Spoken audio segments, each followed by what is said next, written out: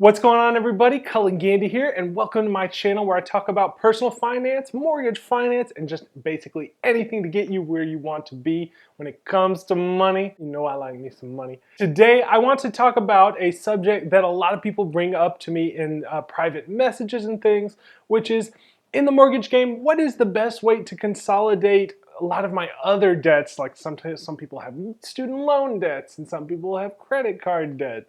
And what is the best way using a mortgage to consolidate a lot of that? For me, here's my 2 cents on what you can do, especially if you own a home currently or are looking to buy a home. Here's the best way that you can sort of put all of your eggs in the correct basket and get yourself back on track when it comes to bad debt. And I'll go into a little bit of what constitutes bad debt and good debt a little bit later on. But basically, here's what you can do to put yourself in a really good position. Being a successful mortgage loan originator now for the better part of a couple of years, I can confidently tell you that there are certain products that I do advise that my clients sort of take a hold of if they are having issues with outside debt, especially like credit card debt or high interest debt that is just weighing them down. A lot of people tend to be these investors in real estate who don't necessarily have loans that are Fannie Mae compliant. They're not necessarily QM. They're getting these hard money loans at 15, 16, 17%, and they want to get these dang things off of their books as soon as they can. The best way to consolidate your debts, in my opinion, especially if you own a home and the only income that you've had coming in aside from your regular job are these stimulus packages to pay more of this down, is to do what's called a cash out refinance transaction. Now, mind you, I am not a financial advisor. However, I am a mortgage advisor. And if you're looking to do something that wraps your mortgage into more of the debts that you have outstanding, I think that cash outs are the best way to go, and here is why. One, when you get a cash out refinance on your home, depending on how much time you have in the home, if you work toward paying that mortgage loan down for 10 years, then you have 20 years left, then there's probably a good bit of equity that you have to tap into and pull out of the home to pay off some of these other debts. Now, depending on what is important to you, whether or not you want to keep the same term that you've built down to, or you want to keep a little bit less years on the books and just pay it down a little bit faster, or whether you want to set yourself back to 30 years but pull out a big chunk of money so that you can have a low down payment, there's no beating the cash out refinance transaction. If you get a 30-year term to pay down several credit cards, or maybe you pay down your car or other notes on things, even a secondary mortgage like a HELOC, you have that 30-year rate in term, which will sort of give you a baseline payment every month that is the most manageable that you can get, because money that you borrow over 30 years is by nature going to be less of an amount per month than money borrowed over 15 years. If you're somebody who wants to aggregate a bunch of debt at once and plug it into your mortgage, I would always advise to get that 30-year fixed rate cash out transaction mortgage and then pay down as much as you want. For example, the institution that I work for doesn't have a penalty for early pay down or paying more on your mortgage every month.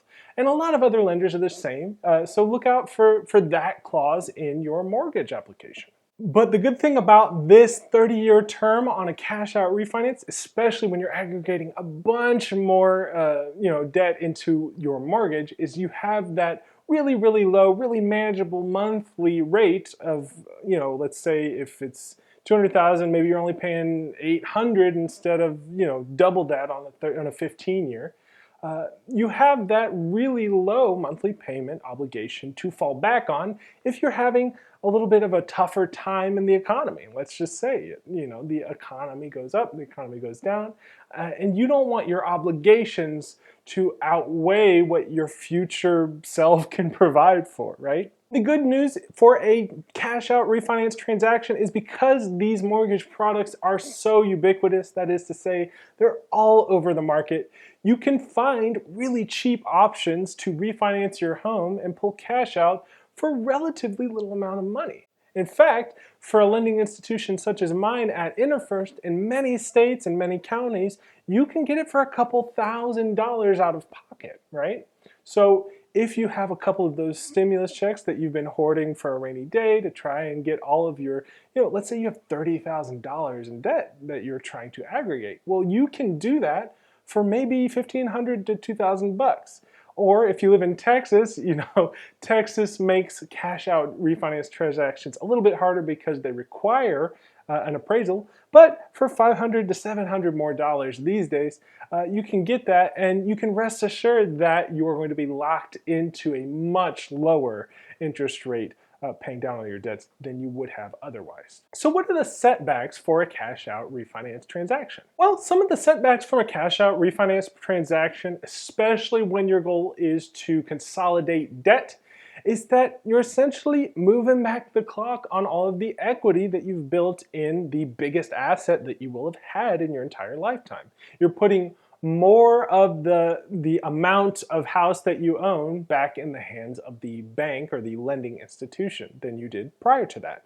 Which, if that's something you're worried about, you want to pass an asset that is valuable or becomes more valuable over time to your children, then it's a little bit of a bummer to have to give back $30,000 that you're going to be paying on to the house. However, if you're in the market for a fixed rate mortgage, now is the very best time in US history to be getting a cash out refinance transaction on your home. Because one, yeah, you're giving back equity, but you're giving back equity in your home at a much lower rate of interest, an effective rate certainly, than you would have at any other time in US history. I mean, I have a lot of folks that I've given cash out refinance transactions, which are generally supposed to be riskier from a pricing profile, at like 2.75 for over 30 years, sometimes 2.865 over 30 years, so sub 3 percentile, which means that you could be saving, if you haven't refinanced in 3 or 4 years, you could be saving tens of thousands, maybe even hundreds of thousands of dollars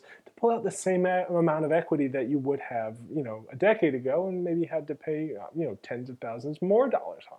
So in my opinion, is there currently a better vehicle to consolidate debt than the 30-year or 30, 25, 20-year refinance at a fixed rate? I personally don't believe so. Some people like to do a revolving line that they can tap into their home. That's called what's called a HELOC, or a home equity line of credit. The bad thing is that is a line that you're going to be responsible for paying over a revolving period. So you got to pull it out, you got to pay it back down. Also, when you get a HELOC, that's what's called a secondary mortgage. So then not only will you have that primary obligation per month that you have to worry about, but you also have to worry about that secondary one. So you're going to have two different lines that are going to require two different, considerations. You're going to have to make sure you keep track of both of those. If you get things like a HELOC or something like that, let's say a home equity conversion mortgage, if you're older, then you are going to have to be responsible for maintaining the home, maintaining the status of the home, in a lot of cases, maintaining residentship of the home. If you're getting what's called a reverse mortgage, you have to prove that you still live there and that you're keeping it and that you're paying the taxes, even though you may have paid off your mortgage completely and now you're getting a reverse mortgage.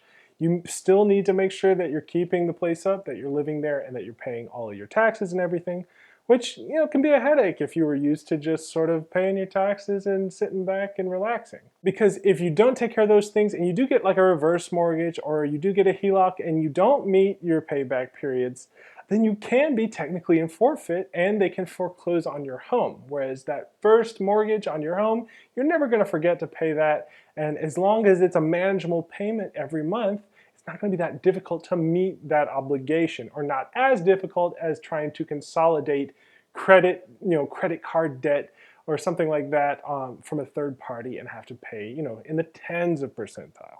All right, everybody, I hope you enjoyed and got some value out of this video. This is a way that I really think that you can help yourself if you do have access to home equity to sort of get that wrapped up and get your life going in the right direction for this decade.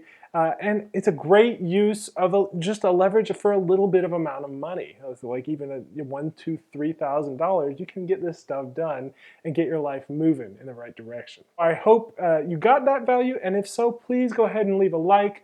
go ahead and consider subscribing, hit that notification bell, and comment just whatever you want, because I want to hear from you. I want to hear what you want me to do my next videos about. And hopefully I will see you down the road a little bit happier and a little bit richer. Peace, guys.